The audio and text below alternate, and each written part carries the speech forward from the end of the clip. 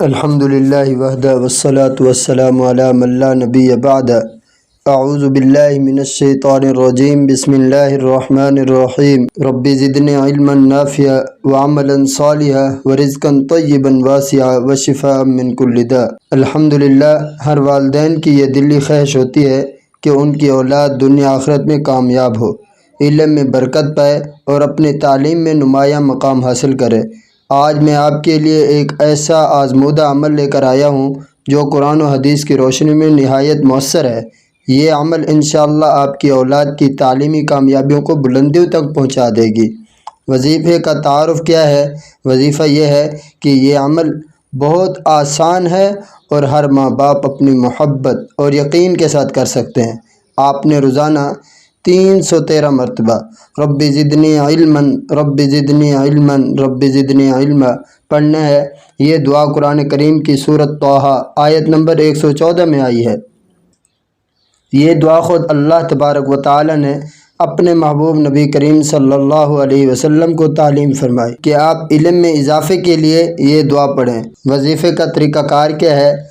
ہر نماز کے بعد یا کسی ایک خاص وقت پر اولاد کا تصور کرتے ہوئے پورے یقین، اخلاص اور توجہ سے رب زدنی علما کو 313 مرتبہ پڑھیں۔ دعا کے بعد اولاد کے لیے خصوصی دعائیں کریں کہ اللہ تبارک و تعالی ان کے علم میں برکت عطا فرمائے، ان کے لیے کامیابیوں کے دروازے کھول دے اور انہیں دین اور دنیا میں سر بلند فرمائے۔ وظیفے کی فضیلت کیا ہے؟ قرآن کریم کی دعا ہونے کی وجہ سے یہ سب سے بڑی برکت والی دعا ہے۔ علم میں اضافہ صرف دنیاوی کامیابی ہی نہیں بلکہ دینی فہم اور حکمت کی نعمت بھی حاصل ہوتی ہے۔ حضرت علی رضی اللہ تعالیٰ عنہ سے روایت ہے، علم دولت سے بہتر ہے کیونکہ علم انسان کی حفاظت کرتا ہے جبکہ انسان کو دولت کی حفاظت کرنی پڑتی ہے۔ یاد رکھیں، جب ماں باپ دل سے اپنی اولاد کے لیے دعا کرتے ہیں تو دعا عرش تک جاتی ہے اور اللہ تبارک و تعالیٰ اپنی رحمت کے دروازے کھول دیتے ہیں۔